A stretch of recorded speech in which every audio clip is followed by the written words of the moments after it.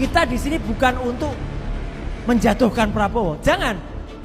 Karena kalau dia dijatuhkan, kesenangan si Fufu Fafa itu, ya, itu yang dia tunggu.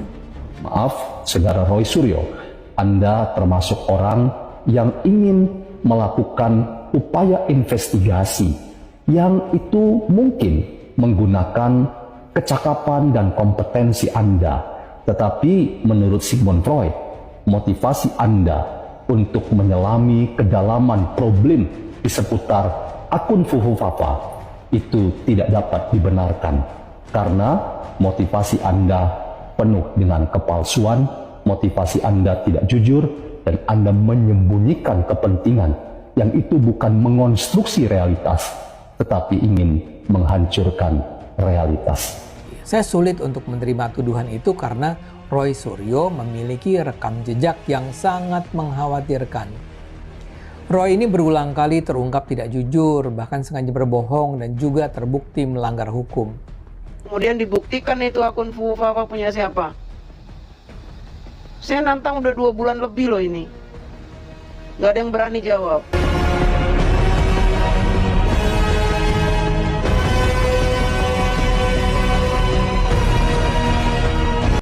Jangan pernah berbohong, karena berbohong akan membuat kita kesulitan untuk mendapat kepercayaan dari orang lain. Apalagi jika berbohongnya sampai berulang dan berjilid-jilid.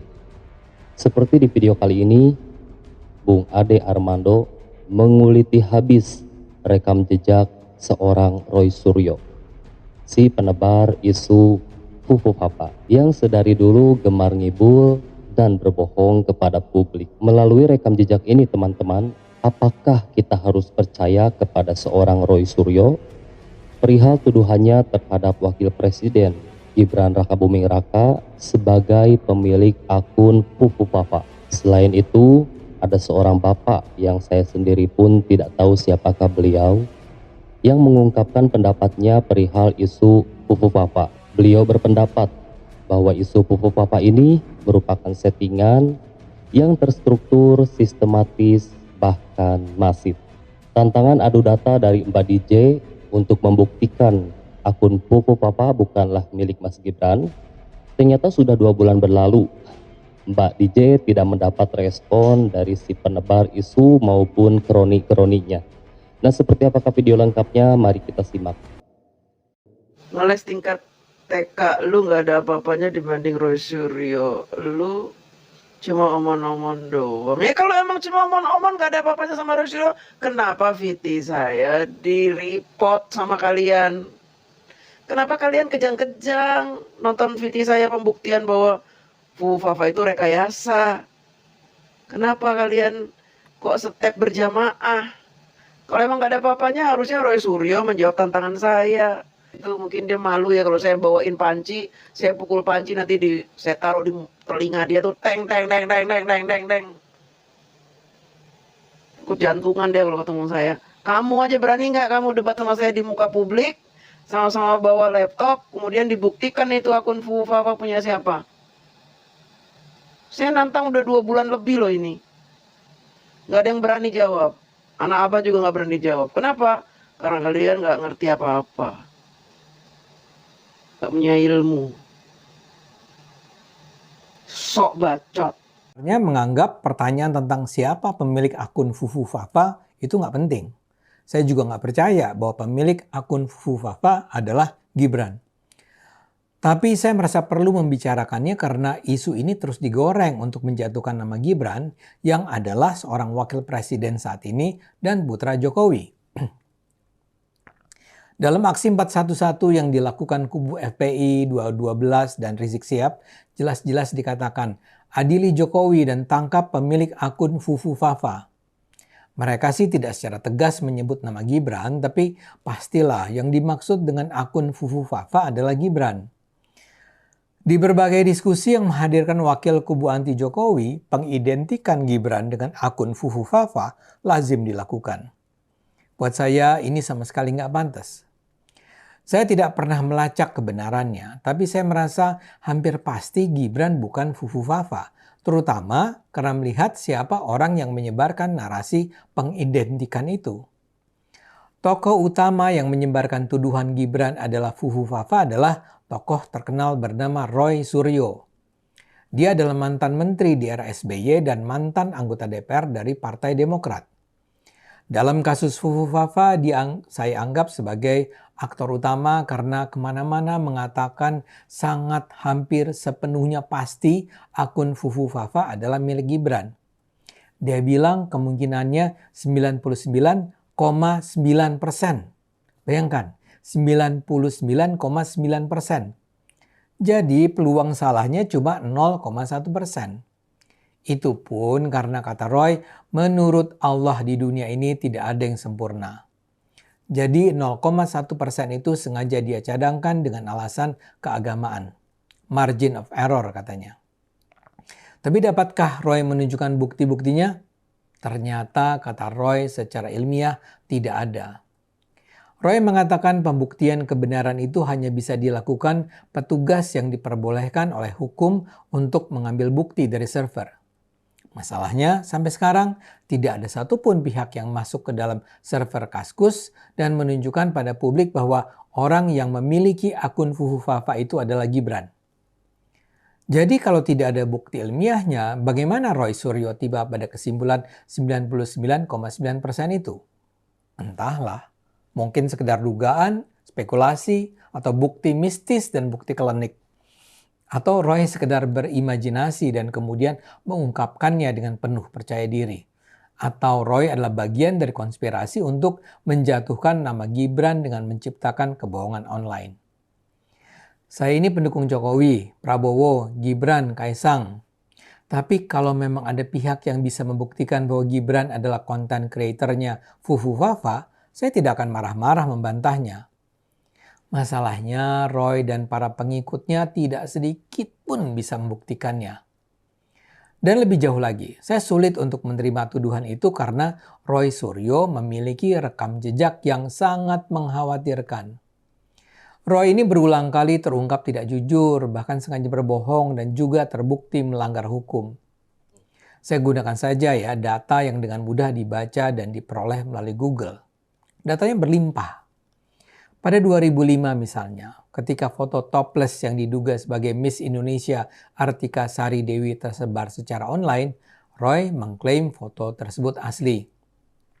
Nyatanya, foto itu kemudian terungkap sebagai foto seorang waria Thailand. Pada Agustus 2007, Roy mengklaim menemukan lagu Indonesia Raya yang lebih lengkap dari yang selama ini kita gunakan melalui kerjasama penelitian dengan tim Air Putih. Ia juga menyatakan meneliti sekaligus 3 versi lagu Indonesia Raya. Tapi dengan cepat klaim Roy itu dibantah oleh para ahli.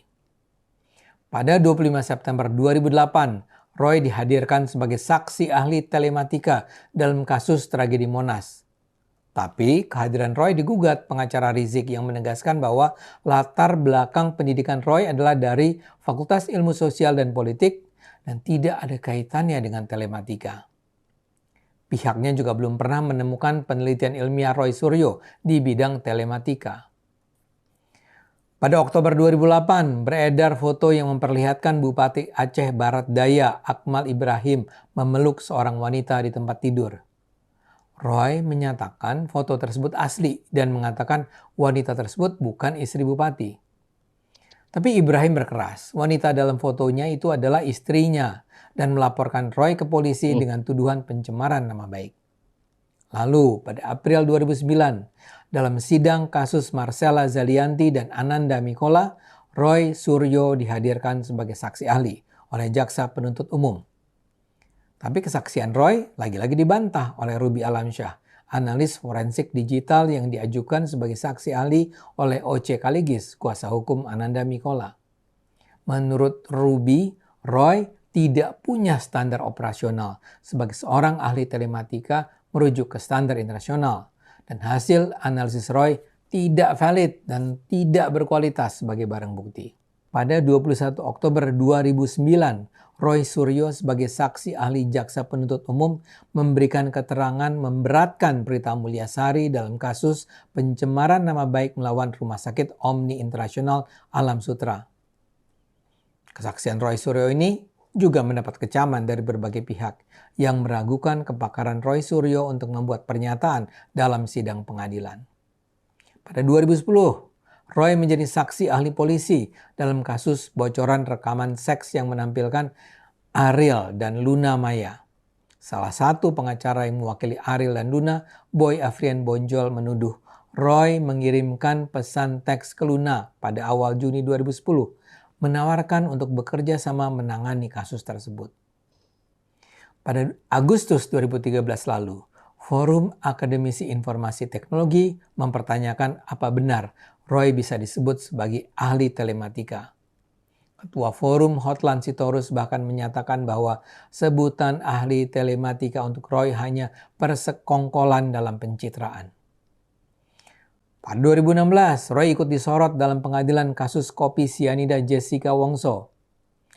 Roy Suryo kali ini datang ke persidangan karena diundang oleh Edi Darmawan selaku ayah Mirna Salihin.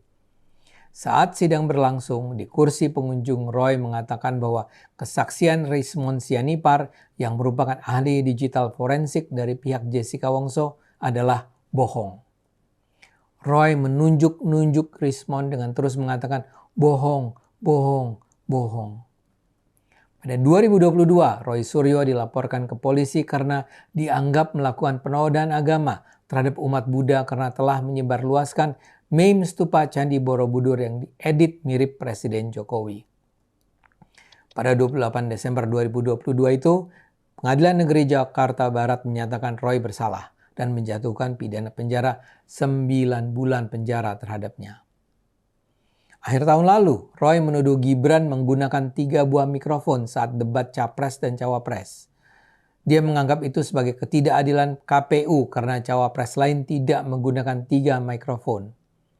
Roy juga menuduh Gibran menggunakan earphone sehingga memperoleh bantuan jawaban dari timnya.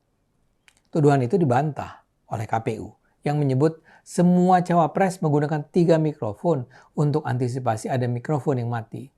KPU juga menyatakan semua cawapres menggunakan earphone. Di masa pertarungan menuju Pilpres itu, Roy juga menyatakan tak percaya pada ijazah asli Gibran. Keaslian ijazah Gibran ini ramai dibicarakan akibat adanya pengguna Twitter yang mempertanyakan keaslian ijazah Gibran.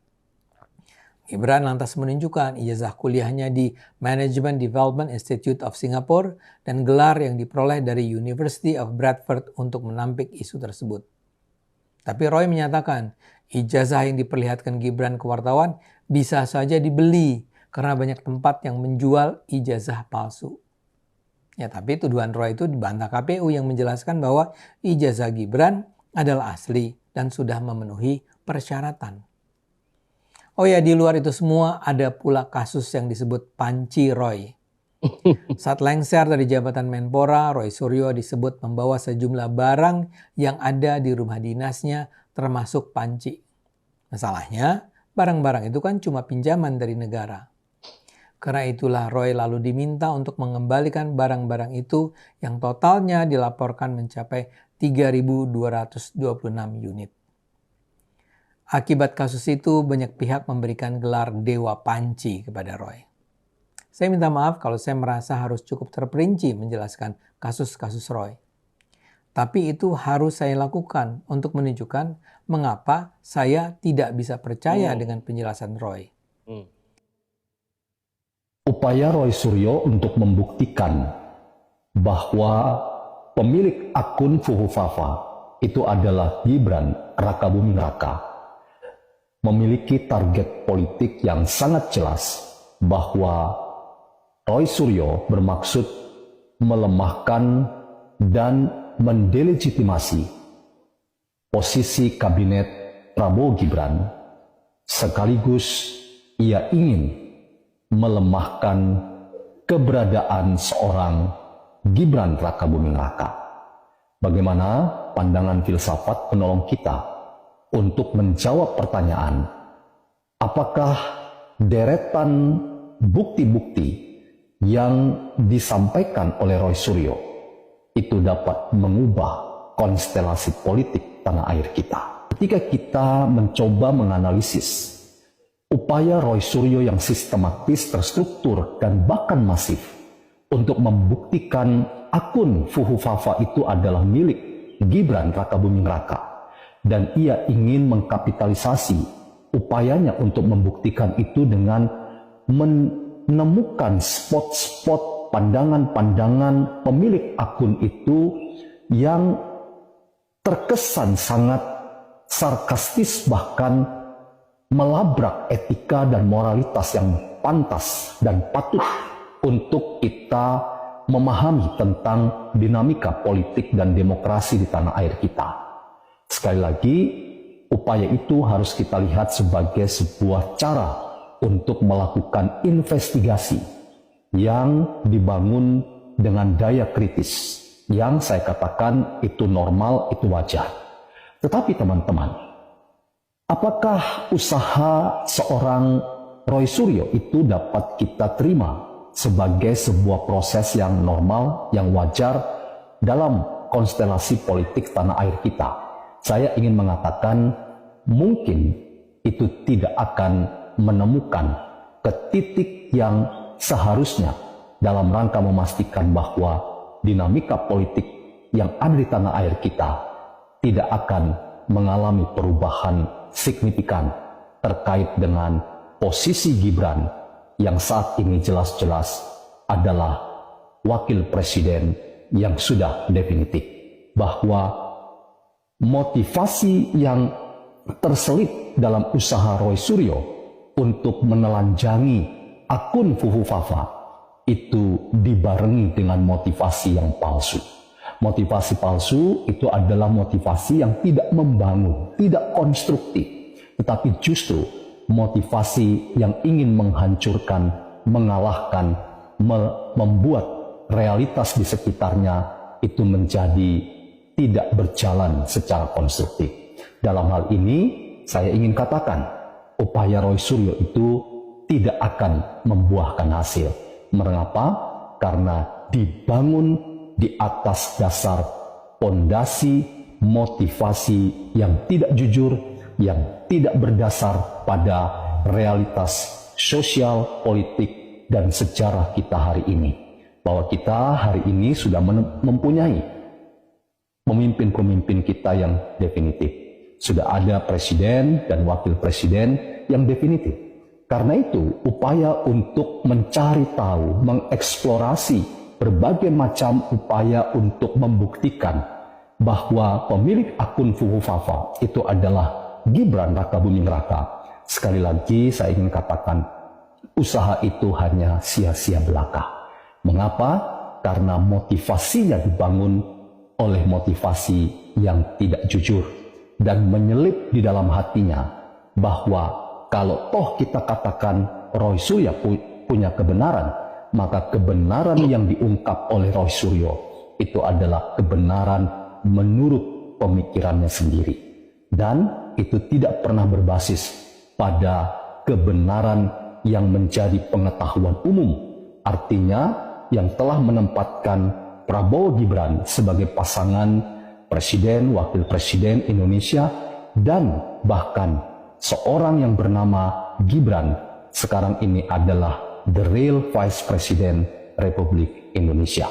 Jadi, maaf, Saudara Roy Suryo, Anda termasuk orang yang ingin melakukan upaya investigasi yang itu mungkin menggunakan kecakapan dan kompetensi Anda. Tetapi menurut Sigmund Freud, motivasi Anda untuk menyelami kedalaman problem di seputar akun Fuhufafa itu tidak dapat dibenarkan karena motivasi Anda penuh dengan kepalsuan, motivasi Anda tidak jujur, dan Anda menyembunyikan kepentingan yang itu bukan mengonstruksi realitas tetapi ingin menghancurkan realitas. Karena itu teman-teman, sebetulnya kita tidak perlu terlalu pusing dengan upaya sistematis Roy Suryo untuk sekali lagi membuktikan di sana sini upayanya untuk melemahkan kabinet Prabowo Gibran atau mendenigrasi seorang yang bernama Gibran. Karena apa? Karena realitas historis kita hari ini, kita sudah punya pemimpin baru, dan wakil presiden kita saat ini adalah Gibran Rakabuming Raka. Jadi teman-teman, mari kita jadikan catatan-catatan yang disampaikan oleh seorang Roy Suryo, kalaupun itu dianggap sebagai kebenaran, tetapi kebenarannya adalah kebenaran menurut pemikirannya sendiri. Kita hanya menjadi orang yang memiliki kebenaran yang dikayosumi. Artinya kebenaran menurut pemikirannya kita sendiri. Kebenaran yang relatif, kebenaran yang kadang-kadang kita bisa berubah-ubah dan mencela-mencela. Dalam konteks ini saya ingin katakan seorang Roy Suryo mungkin bisa dikatakan kebenarannya mencela-mencela, dan dia bukan termasuk orang yang ingin melakukan investigasi dalam rangka menemukan kebenaran yang sejati, yaitu aletheia. Wow. Semoga video ini bisa menambah wawasan kita semua ya teman-teman, bahwa memang sulit sekali untuk percaya kepada seorang Roy Suryo yang memiliki rekam jejak begitu memprihatinkan seperti yang tadi dijelaskan oleh Bung Ade Armando. Jadi kita tuh sulit untuk percaya kepada seseorang yang suka berbohong dan kebohongannya itu dilakukan secara berulang-ulang gitu kan. Dan seperti yang dijelaskan oleh Bapak yang terakhir barusan, saya juga belum tahu Bapak ini siapa. Beliau di sini mengungkapkan pendapat pribadinya yang bahwa ini merupakan settingan yang sudah terstruktur, sistematis dan juga masif ya, untuk melemahkan kabinet Bapak Prabowo sehingga isu Fufu-Fafa ini terus digoreng dan diangkat gitu kan. Bagaimanapun caranya gitu agar masyarakat itu percaya bahwa akun Fufu-Fafa itu adalah Gibran Rakabuming Raka gitu kan. Dan banyak sekali netizen yang mempertanyakan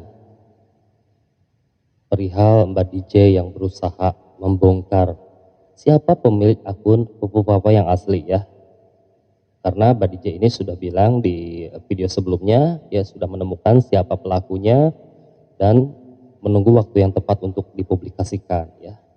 Bahkan dia pun menantang si penyebar isu Fufu-Fafa ini untuk adu data gitu kan. Selama 2 bulan tantangannya tidak ada respon sama sekali. Banyak netizen yang bilang, kenapa jika sudah tahu pelakunya dan sudah banyak bukti-bukti yang menguatkan bahwa Gibran Rakabuming Raka bukanlah Fufu-Fafa, kenapa tidak dibawa ke pengadilan ya bukti-buktinya itu. Ya itu juga saya sepemikiran ya ke sana gitu kan. Apabila memang sudah punya bukti yang kuat, kenapa tidak ke pengadilan saja bawa buktinya langsung gitu. Tapi pasti Mbak DJ ini punya alasan sendiri ya.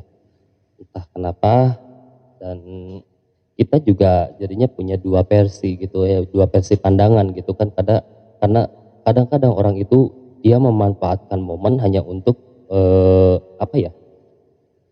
menaikkan popularitasnya di media sosial. Ada orang seperti itu, tapi tidak semua ya. Semoga saja ini Mbak DJ ini tidak ada maksud ke sana, tetapi real untuk mengungkap siapa dalang dibalik akun Fufu-Fafa ini gitu kan, untuk meluruskan berbagai macam fitnahan terhadap Gibran Rakabuming Raka. Harapan kita seperti itu gitu kan. Nah buat teman-teman juga yang mungkin punya pendapat, silahkan tinggalkan pendapat kalian di kolom komentar. Nah mungkin sekian video kali ini, Ujang ucapkan terima kasih, sampai jumpa lagi di next video.